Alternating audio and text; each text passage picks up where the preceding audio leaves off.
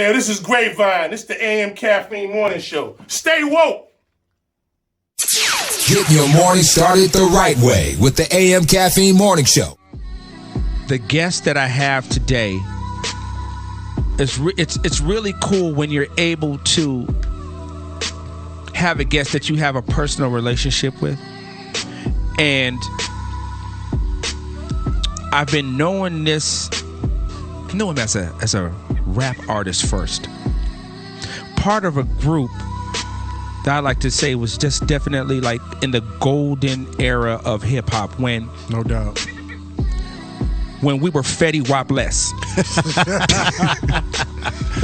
I just made that up too. Back when I really enjoyed rap music and when everybody was individuals, there was nobody trying to be like the other artists. You were so anti that. You wanted to be your own. Naughty by Nature wasn't trying to be Public Enemy, and Public Enemy wasn't trying to be Lords of the Underground, and so on and so forth. This group, Trends of Culture, dog, I really wish they would have been able to put out more content. But Trends of Culture was one of my favorite groups. I'm not just saying, you guys know that I usually will gas an artist when they're here and kind of just make them feel good, but I be lying. You be lying. I be lying. I'm not lying today, dude. Trends of Culture was one of my favorite groups, and what was really dope is I had the opportunity to work with the group because I worked at Motown Records. They were signed to Motown Records rap division, Mad Sounds. And that was my first industry job, was working for the rap label. And this group, Trends of Culture, was on the rap label. And I became friends, well, I knew all of them, but closer with my man Grapevine, who was my special guest today. Grapevine is in the building. But most of the folks that are familiar with Grapevine now from seeing him on every damn, like, I'm really sick of seeing his ass on TV. That's a good problem to have, though. Oh, no doubt. It is. No doubt. But if you have seen him in NCIS, you've seen him on Battle Creek, then he's been on so many different shows that folks don't really understand the pedigree. They don't understand where he's come from. They just see him as being an actor. But this cat could get his rhyme on. And I guess I tell you what, we playing an instrumental today because Grapevine's in the building. Oh, okay. We're going to let you bust like...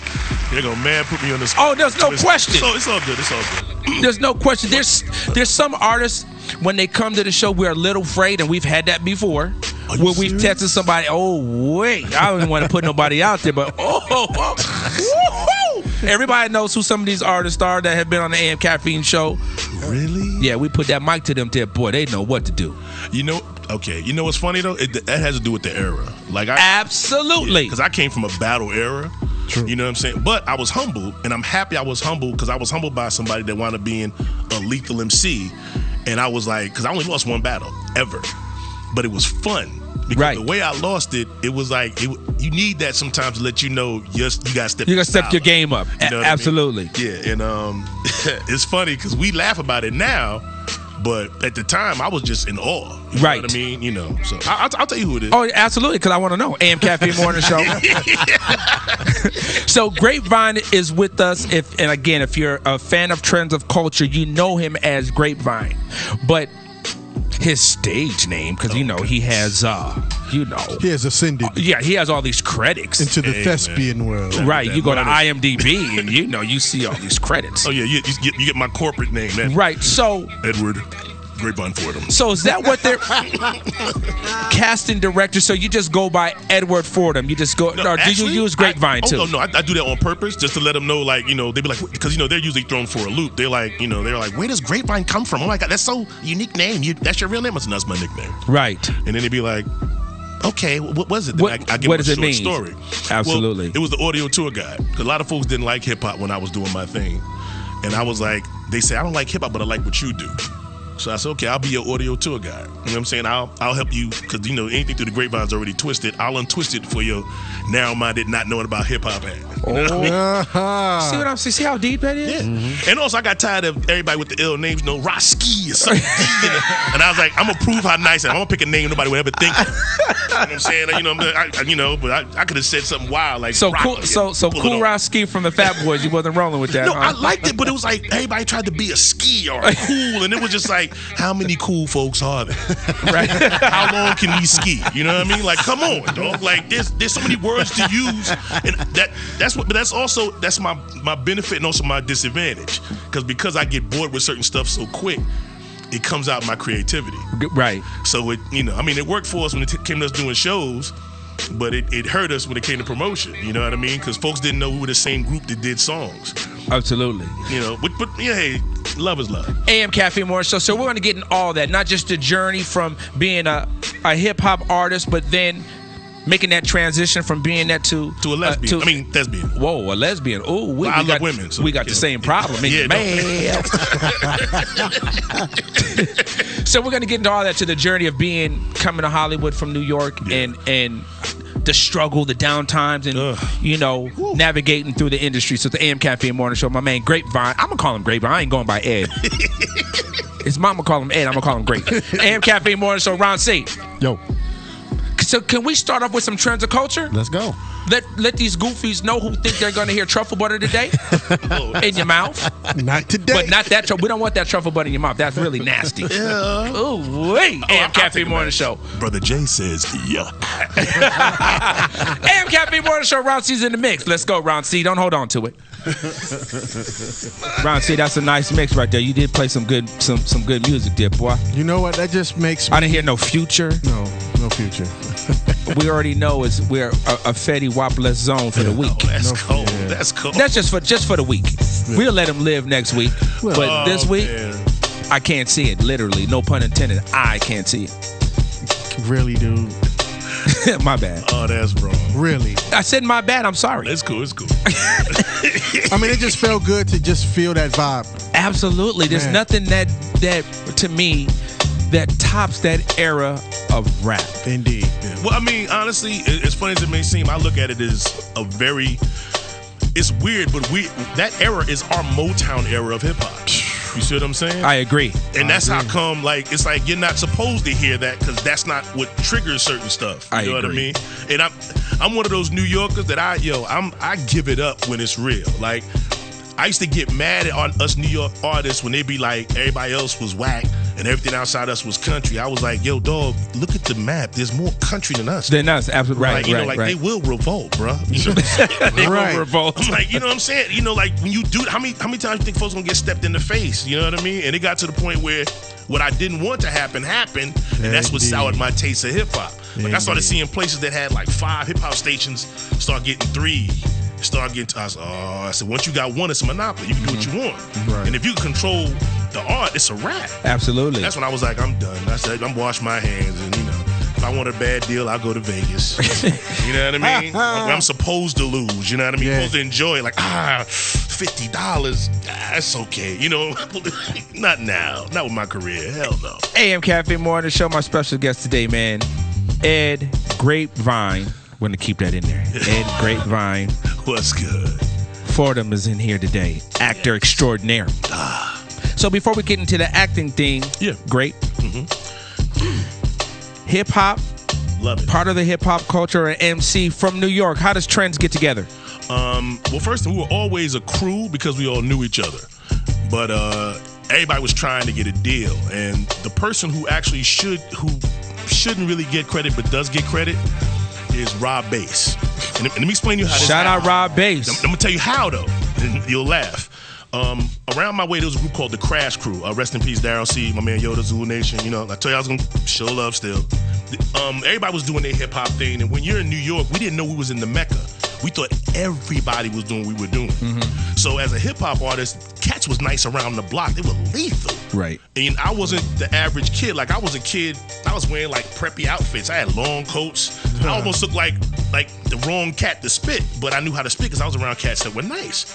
And when the show came out, like the Lottie Dottie joint, Right. was down the block. Barry B from Dougie Fresh lived down the block from me. Crazy. I was in the middle of all this stuff happening. So it was like, I got it by osmosis. You know what I mean? So it got to the point where Marcus, my boy Nasty, and Tone, they were doing their thing, you know, and he was in rapping. I was like, man, y'all go ahead with that. I'm going to get my education. Brainwash. So I finally so once I realized that the diploma could be a receipt if not used properly, I went over to the college, and everything I kept doing kept bringing me back to music. And I was like, damn, you know what I mean? And what was weird was we had a hookup for a record deal. Tone and my bad, Mo-El and Nasty thing. The other two members of Trends of Culture. Exactly, my peoples. What's up? And I came back, and me and my boy always worked good together. And once we started getting the deal cracking, I was like, yo, get my man Nasty. Because I was like, I wanted to rhyme with my partner. Right. You know, and plus, I don't like all the spotlight like that. You know what I'm saying? But it just goes to show you the weird nature of me. I don't want the spotlight, but I'm doing TV and all that. So seems very weird and backwards, but hey. Hey, man, contradictions of life, man. I'm with it. I'll roll with so it. you go, you recruit Nasty, basically, like, I need Nasty in here because I want to rhyme with him. Exactly, and he adds a certain element because definitely his off. voice. Yes, his voice is so dope, and it cuts through when you hear his voice. And he mastered haiku. That style of this, you know, the certain syllables in the rhyme. Like, he mastered that back in the days. Right. So his style almost be like a talking style. And I used to get mad because when we writing rhymes, he'd be finished. I'm all wordy and whatnot. And he'd be like, cuz I do that. You'd be like, can't hear got 2 bars. I'm over here trying to express myself. You know what I mean? So it was always fun going through that. You know what I mean? So how long was it before Trends got a deal from the time that, you know, so Nasty's now in the group? It's the 3 group members. How long did it take for you to get a deal? Like a year and a half. So a year and a half. Were you shopping at a bunch of different? Were you just shopping at every label and then a couple bit? How did that come together? Okay, well, first thing, like I said, here's how Rob Bass came and triggered everything. When Rob Bass got a deal, everybody in the hood started writing again. Now let me explain what I mean by that. Rob Bass blew up, and it was like, hold on, Rob got a deal? Right. They signing everybody. Right. You know, you know what I mean? And, you know, no diss to Rob, because Rob was doing it, but Cats was like, he wasn't the lyrical cat. Right. And it was like, wait, that's Rob? Yeah. It wasn't Rakim, that was Rob. Exactly. Got you know what I'm saying? You know, so I was like, I said, Rob got a deal. Break out the pad, son. Let's go. Together, you know. And so we and like you said, sorry, no need to cut you, but no shade on Rob Bass, because when I was in New York, I believe the summer that the song came out. Yeah. And when It Takes Two came out, dude, I promise I thought that was the dopest song I've ever heard in my life. And I searched all day to find it on the radio. Like, the song was, I thought it was the dopest song I had ever heard. It was one of the best samples ever. It was the perfect use of a James Brown sample. Yes, it was. And he killed it. I mean, like, he did other songs afterwards, because we all give it, like... No, he only did Joy and Pain. Let's not give him No. We gave him chances, but he had one song where he was like, he said, I missed, she hit. That was the end of it. It was some song he had. Like, that was the. And I sat down like, yo, you killing me right now. Like, you sat down and wrote that? Right. Like, all my 5% of cats was just on me. They was like, yo, I can't even listen to the Gaga. Right. They just shot him down. It was like, yo, Gaga, she's speaking gibberish, Gaga. Right. They couldn't even. It was way above what they knew. They was like, yo, because they doing the lessons and all intricate. You know, you got the Keith Murray type cats. Right. You know, this bubonic plague, and your man came out there with that simple stuff. They were like, I can't feel it at all. Right. You know. So Rob then becomes the catalyst to really help you decide, like, hey, guy, we got to do this, and we're gonna get a deal. Mad Cats was rhyming after that. So what was the time frame? So you said it was a year and a half. Yeah, no, like that's when we started actually becoming that team and working, and we were dealing with my boy Mo-El was cool with Sammy B from the Jungle Brothers. From the Jungle Brothers. We was gonna actually roll with the Native Tongue thing. So we wound up working in Calliope Studios, where a lot of those cats were working. Mm-hmm. But the inner workings, like, certain things weren't flowing the way they were supposed to, so we couldn't get down with Native Tongue. Mm-hmm. That's how come the first draft of our album sounded almost very like Native Tongue-ish. Right. And that's when I really had to get my boy Nasty in, because I'm the kind of person, I'm an artist, so I listen. So if you tell me to do something, I'm like, okay, that's what you want? I can get that done. I'll do that. It ain't what I want to do, though. Right. But hey, I'm gonna do my job. Right. You know what I mean? So I was doing that, and that's when I had to get Nas, man, because Nas has a certain style that was just so street and so like at you. And I was Absolutely. like, he's there. I could do the rest. I said, you set the picture, man. I'll paint the rest. It's all good. So you guys end up signing to Motown. You put out. So the first single on Motown is. It was Off and On. It was Off and On, which I love that record. Thank you. So after Off and On, when does Valley of the Skins come?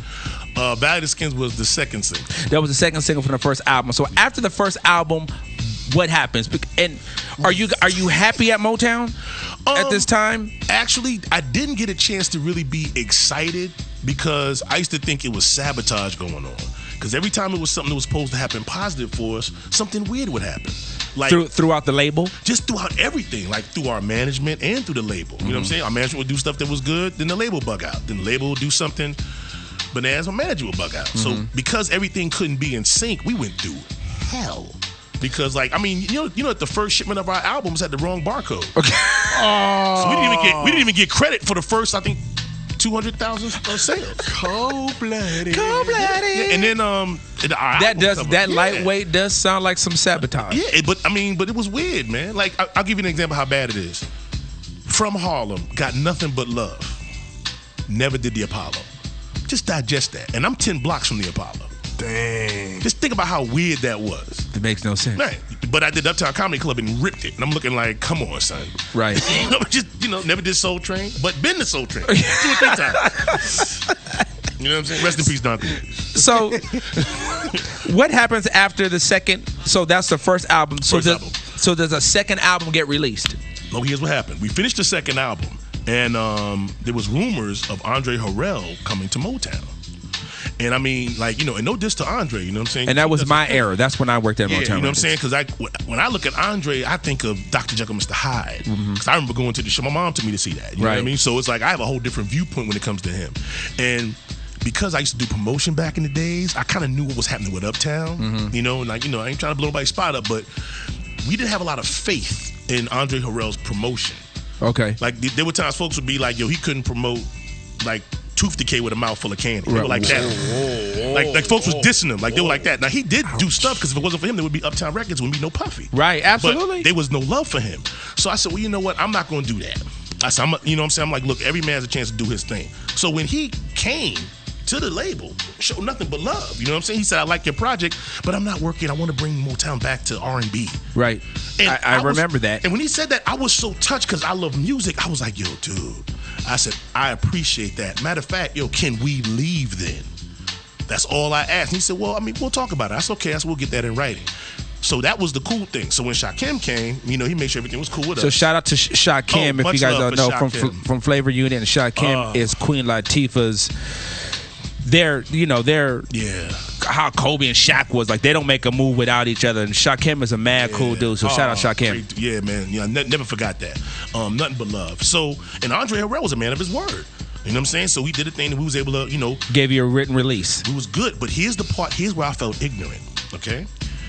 About a couple of months after that, I see this thing called It's On. It was posters all over with him in a chair with the cigar out. And you never saw, that was the whole promotional campaign for when Andre came over and took over. Ready for this? I thought it was a record compilation. So I'm at a party and I'm like, yo, congratulations on doing the thing, like a dumbass. Right. You know what I'm saying? I go over and I'm like, yo, man, you're doing your thing. It's looking good, man. He's like, thank you, And my man said, yo, dog, it's not a compilation. That's just promoting him. That's promoting him, right. I was like, wait, but what did he do? A lot of people had issue with that because it seemed like it was more self-promotion for him as opposed to promoting what Motown and what Motown was. And then after all of that, then he released Horace Brown. And folks really was like... That was a joke. Folks was just... But I don't think it's what folks expected. Nah.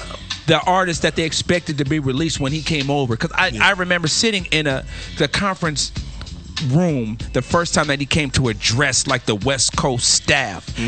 And when I tell you he gave us a come to Jesus, I was like, yo, Andre Harrell for the President of the United States, that speech was off the chain.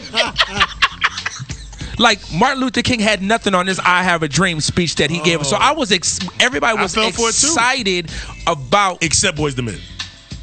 They weren't excited. I think that's a whole different story. Yeah, that's something else. Go ahead. So aside from Boyz II Men, yeah. But the staff itself felt like we had like a new energy. We were leaving from the Gerald Busby era, and that's no shade to Busby because Busby got Motown popping again. Yeah, definitely. So when Andre came over, we were excited, and then when Horace Brown dropped, it was a little lackluster. Yeah. So I think that goes back to what you said. Folks was kind of like questioning, you know, was he the right person for that job? And I would love to interview him because I have a gang of questions. Yeah. So you get your written release. What's your next move? Well, first we had already did all our videos and all that stuff, and we got the written release, and it was like okay, and it was a buzz on an album that didn't come out. I remember because I was part of that. The album was off the hook. Yeah, like we charted higher off the single than I think Incarcerated Scarfaces, the Fugees, you know what I'm saying? But it wasn't out, and I was like, in my heart, I said, okay, this is kind of bad because if they can't get it, then what we did to our fans, this is about to be a pattern of whackness right here. You know what I mean? So we was gonna go get another deal, and the deals that folks was offering, like we were behind the scenes as well as being artists. So you knew what it was. So it's like certain stuff you couldn't you couldn't get past it, us, right? You know, and we got jerked so hard, you know what I'm saying, without ejaculating. Right. So you know what I'm saying, so that you know it wasn't gonna happen. Somebody got a bust now, like we gonna fight. You know what I mean? So it was like nah, we good. So that album never comes out. Never. So did you lose your taste for music then? Were you kind of bitter about that and then decided, you know what, let me go into a whole different lane? Well, it was gradual because folks that I knew that I toured with were dying. You know what I'm saying? Like if you was going to work and your coworkers were dying, you probably take a day off. You know what I mean? And like the folks I'm touring with dying, like, and that's like Big Pun, Big L. Biggie, I'm glad I named myself Big. Just stuff like that. You know, a Freaky Ty from the Lost Boys. These are cats that we've met and we vibed with. Right. And I'm just like, yo, these guys are leaving. Right. And Big Pun was gonna do an off and on remix for us. Then out of here. And I'm like, hey man, you know what? We need to slow all this. AM Caffeine Morning Show. AM Caffeine Morning Show. Grapevine is in the building. Ron C. What we gonna do, Smoothie? Go into a song or something and come back? Going to a song, come back. Okay, well, Ron C, give me something then. You ready? I'm ready. Okay, because you know that pink slip is waiting for you, Tip Boy. Let me see what you got. Okay, Ron C. You come back next week, baby, with a raise. When you come back with a raise next week, Ron C. Oh! That's another manic depressant. Adolescent. AM Caffeine Morning Show, my man Ed Grapevine Fordham is in the building. That's my John Legend stress yes. It's a honey oven.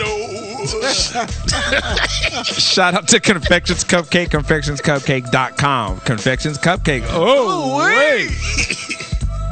Ron C. Yo.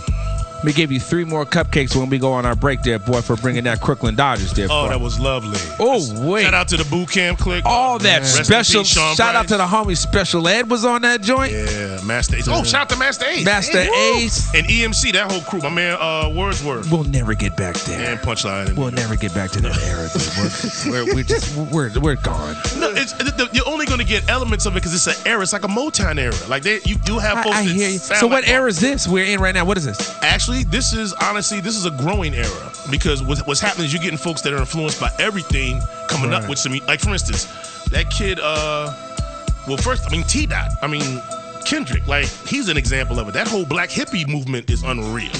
You know what I'm saying? Kendrick is definitely a unique breed because we knew about Kendrick now probably going on 10 years when we first knew about Kendrick, right, Smooth? When Rhea Bea first introduced us to Kendrick, that has to be about 10 years ago now. You gotta be about. I knew him about. So it's he's definitely, and it was lyrical then. He was just definitely one. Now these folks seeing how popular he is, but not realizing the groundwork he had been putting in. Because Ab-Soul was like the most lethal one out there first, which is crazy. But if you hang around folks for a bit, that's how you know your lick is tight. Right. AM Caffeine Morning Show. Yeah, man. So now Ed. Yeah. He didn't even feel right saying I did. It felt mad weird. AM Caffeine in the morning. Great. Doc. Okay, good. So tell me the transition from the music thing that we spoke about acting? to the acting. How does that come about? And what's funny is your voice is so unique that I could have easily seen you doing cartoon stuff or voice. Did you do a lot of voiceovers? In New York, I did voiceovers. I was with Uniworld. I did stuff for like Cadillac, like stop traffic. You know what I'm saying? Right. All that kind of stuff. You know, just stuff to keep it going. You know what I mean? Or even a Jamaican joint. You know, like it's the smooth taste of getting stoked. Right. You know, just stuff like that. And when I was younger, I was going to get into doing comedy. Because I studied comedy when I was younger. I even did, I used to do Richard Pryor at the Kennedy Center back in the days. Right. That's how come, me and my cousin Flex, that's how come we have such a comedy vibe, because we started doing that when we were younger. So shout out to the homie Flex Alexander, man, who's definitely a show, the AM Caffeine. He's a supporter of the AM Caffeine Morning Show. When did we interview Flex? That was maybe about like 3-4 years ago? The show ain't been on that long, dog. We haven't? Yeah, like maybe two and a half. Yo. Shout out Flex. Flex actually did a phone interview, but we need his ass to come up here. So shout out Flex. Think about how funny it is, man. For when Flex wound up dating Shanice, think about how bugged out it was to me. We were signed together. Right. That's crazy. Because Shanice was on Motown Records. Yeah. That is crazy. It blew my mind. But when he said what he wanted, I was like, you're not gonna get no wholesome than that, dog. Right. You might as well stop the truck here. This is our stop, right here. You know what I mean? 'Cause she's genuinely that person. Like, that's not an act. Right. You know what I mean? You know. Shout out Shanice. So, love the fam. So you had studied comedy. Yeah, and I wanted to get into acting. I went to a place called Wagner Junior High School, and my mom thought I was girl crazy, so she threw me in an all-boys school after that. Well, I mean, but she was probably a little true. No, it was no doubt. It was, I was, because she worked at a clinic where she would get free condoms. So I was like, oh, game on. Right. You know what I'm saying? Like, you know, I would have the condom on, you know, just with my pants on. I ain't trust the laundromat. I was like, no matter what happens, I'm straight. You know what I mean? But the folks that went to my school were Carl Ping, Alex Dessert, who was the black guy in Brecker and also Swingers. Malik Yoba went to the school. Wow. Matter of fact, Michael Rappaport went to Wagner Junior High School. A lot of talented so they went from folks. there to the acting school, but I didn't go. I went to all boys school, right? So I did my prison bit there. So I did, you know what I'm saying? I did a strong 3, God. Right. and I fell off, man, because I went 8 months, man. This high school without no leg. I was strong as hell. Right. Mad playing ball. I'm not even good, just mad strong. Dude. Needed some type of release. Yeah, oh my God, it was ridiculous, man. But that's why I said I'm gonna get into music, you know. And then when I came out here, I knew folks who were actors, and they were hating on hip hop artists doing acting. So I said I'm gonna wait till everything died down. Right, because they weren't looking at it like you could really act. Exactly, because they didn't know my history.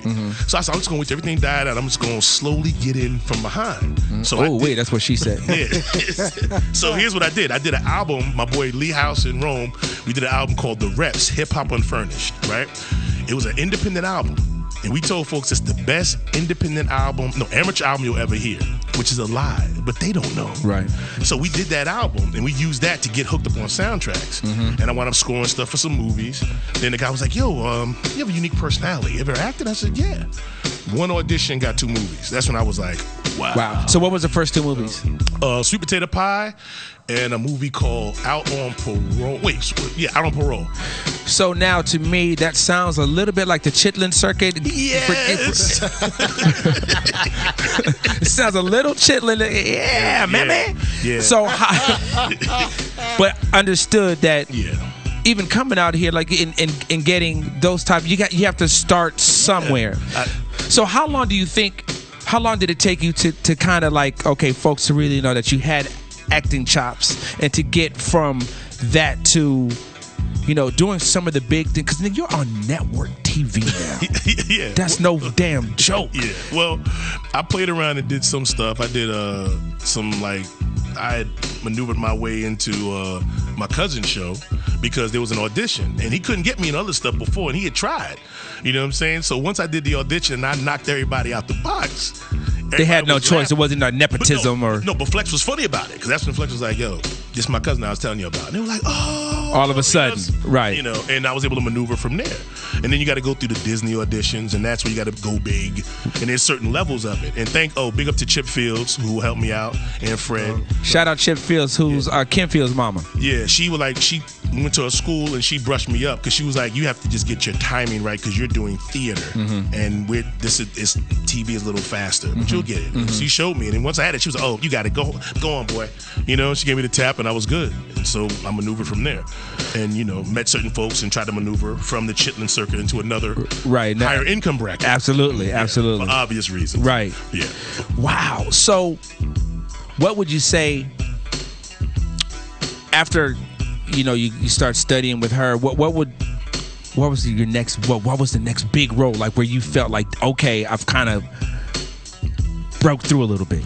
What's funny is the big role came when I listened to my ego, and I did punk because I was one of the first actors to ever do punked right after being on 2 shows. So I was like, if I could pull this off, because you only get 1 take. I said, if I could pull this off, you got it. You're there. So, and because some folks had come to our like rap party, so to punk somebody that was at your rap party and they don't recognize you. right. I punked Rihanna and I was nervous. You know what I'm saying? I punked Sugar Ray Leonard. Wow, I don't remember that one. Because I was incognito, man. My maneuvers are smooth, man. So you did punked for how long? How many episodes of Punk'd did you do? You did a half a season. Because it was contract wise, so I couldn't, you know. But like once I saw with Cuts how, you know, once I see promotion lackadaisical, because I was dealing with Motown back in the days. They better now, but I know what no promotion feel like, you know. So once I get that itch, I'm like, oh, I call my manager, agent, hey, look, act like I ain't got no job, man. Let's keep the ball moving. Let's get it cracking. Right. So I saw that with Cuts. And I was like, you know, I said, wow, the show about to be a verb. You know what I'm saying? They about to get rid of So this. Cuts was, I believe, on maybe UPN. Was that with Marcus Houston, and you guys worked in a barbershop? Yeah, exactly. So after, did punk help you as far as exposure now? Was it just a way? Shockingly enough, yes. I was on punk for a half a season and got recognized more of that than on being on a show for like 2 or 3 years. Right. And I was just like, and that was a wake-up call too, because I was like, wow. You know what I mean? I mean, folks who watch wrestling recognize me. But that's UPN, I guess. UPN, that's why, right? Yeah, so yeah, but you know. So you do punked. You're going on auditions. Are you getting more work? Are you getting more? Are you in front of more casting agents at this point? Yeah. Oh, I'm getting thrown in all kinds of like auditions, and that's when I started getting my commercial game up, and I saw how the money worked in the commercial. game. You get you a national commercial. Dude, them checks are crazy. Dude, if I knew the commercial game from the beginning, I would have mad done that. Right. Oh, my God. So you start doing commercials, and what is your big network debut? How did I break it open? Okay. There was a show called, and it was short. It was a show called My Name Is Earl, and we did like 2 scenes, but they only kept 1 scene. And once I was shown on My Name Is Earl, I started noticing I started going to different auditions. Different ones. Like it shifted. Right. And that's when I would go on auditions where it was weird. We had love, but it was weird. Like I would get in a audition, I'd be like the only black dude there. Right. And I'm like, wait, what's going on here? You know, but I started realizing, that was for network TV. So as I gradually moved on that, then it was funny. Me and Omar was up against, it was something we was going to do with Omar Epps or Gooding? Or Omar Dorsey. Shout out to my man Omar Dorsey from Ray Donovan who played Cookie Brown. Right. Once we did it was something we went with Benjamin Bratt. Brad. Right. And we both didn't get it, but we was at the end. And the guy who got it was the dude who used to work with my cousin Flex on Homeboys in Outer Space. He was the one that played Vashti, and he was a guy I looked up to as an actor. So I'm like, I'm going up against you? Right. I was like, dude, I'm here. Right. You felt that you had made it then. Yeah, you had broke through. I was done. Right. I was done. I mean, but then also that's what's ill about this industry is that you could just step into it and be up against folks that you've looked at for years. I totally understand it. That happens to me all the time. Like, no, it literally does. I may be sitting interviewing somebody, or you start to have an acquaintance or become friends with somebody like, yo, like I grew up either listening to you or I had your poster on my wall, or so it's so crazy how that happens, how it can come full circle. Yeah, it's amazing. AM Caffeine Morning Show. So let's get into some. We're gonna have them. But so wait, real quick before we do that. So you were on Battle Creek, which was on CBS, right? It got shafted, right? But Okay, we moved that shout out along. to David Shore and Vince Gilliam and also the whole staff, Josh, Dean, Lisa, all of them, Cal Penn, Damon. So that was on 4 seasons? Janet, 4 seasons. 4 seasons. Yeah. So now you're working on what? Major Crimes. I'm doing 3 episodes of Major Crimes. So yeah. That's a dope show. Yeah. Smooth It's funny D talked too. about Yeah. that. Smooth D likes that show. Yeah, I like that show. Well, we're sitting with an actor. No, hey man, I'm just trying to, Excuse me. trying to keep it going. So, Right about now, let's get because into he's an some actor, but class. we got to take it back to the essence? We got to take it back to the I haven't essence used that right in a quick. long time. Take it back to the essence. oh my goodness. Ron C, we got a true MC in the building. Oh goodness. Let's drop. We gonna play this track or we about to go We're freestyle? gonna play a Play track anything. right quick. We're going to play a track? We're gonna play this off and on. Okay, so we're going to go to a classic Trends of Culture. We're going to play off and There on. you go. We come back. We need an instrumental because he can't leave without hitting me a little something. AM go. Caffeine Morning Show. For all you goofies that don't understand where it came from, this is Trends of Culture, part of the movement, part of the hip-hop culture that was able to set the tone for where rap music was going, and somehow it took I don't know where the hell it is now. Hey, it don't pay to be the first, man. That's all I'm gonna say. But here is it. Literally. Let's go to the essence, Smooth D. This is my joint right here. This is my joint. Are you playing this off of vinyl? Yeah. That sounds like some vinyl. That was the first version of Off and On. Oh my God. That ain't even the version we sold. That's the first. Oh, where'd you find that? AM Caffeine Morning Show. It's vinyl, baby. Oh, fuck. Oh, Ron C. Oh my God. That's a fossil. Artifact. Trends of Culture, my man. I'm not gonna say Ed. You can say, hey man, it's all I'm just. good, It just feels weird to me. It's like somebody calling me by my first name and not calling me Doc. It feels that kind. Hey, Derek. Shut up, punk! Don't ever say my first name like that. It's like saying, "Hey, buddy." Yeah. So, great. Before I have you bless the mic, there's this legendary, as far as your career, this legendary battle that you had with an MC. Oh man, I took an L, man. Who was that? Who did you lose to? We was working with the Statue of Liberty, man. It's my man Shaquan G.O.D. Y'all know him now as Method Man. So, He handed me my hat so sweet. so you and Method Man worked at the Statue of Liberty. Where was this battle at? And you got at the statue. Well, we was actually on the boat, and it was so funny because nobody knew I spit. Right. And my boy Guy was always the one to find somebody to give me a challenge. And I was like, yo, you want to find somebody to beat me? And he was like, no, this cat is really nice. Now, all I'm going to tell you is this. Imagine hearing a rhyme style like Method Man in 83. Like something that you have never heard before. What would that do to your head? He was on some stuff like, that's an echo. I was just like, yo, what is he doing? Where's the camera? Who is this cat? You know? So I was done. So Ron C, here's what I want to do. Man. I hope I'm gonna make sure Method Man sees this. So He know that's why he probably laughing right but now. you become way more seasoned. Let's play a beat. Let Method Man, you come see us, dude. Cause I got my money. I got my money on Grapevine, Method. Now what? Funny. Ron C. Oh. Uh-oh. Oh my God. What you got? AM Caffeine Morning Hey, Show. man. Yo. It's times like this that I really enjoy being to show the style that helped me first get employed. That's called freestyle, and not many can do this, but some shall pursue this. Only if you're the newness, all better than the average. Savage, but I got that kind of baggage, so I might have a style that's similar to the golden age. But when you turn the page, you feel the rage. He's nice, man. G-Rape the V-I-N-E. Not many MCs can do what he do.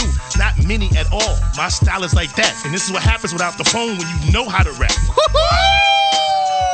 For real, yo. I keep it on the chill, yo. That scream you heard was that of approval. No need for renewal. I say ooh myself, man. Cause this is hip hop. I treat him seeing like peanut and I flow right off the top. And it's been like that. The difference between hip hop and rap. My style is fat. But that's just me doing, that's me bugging out because that track got me, you know what I mean? Ron C.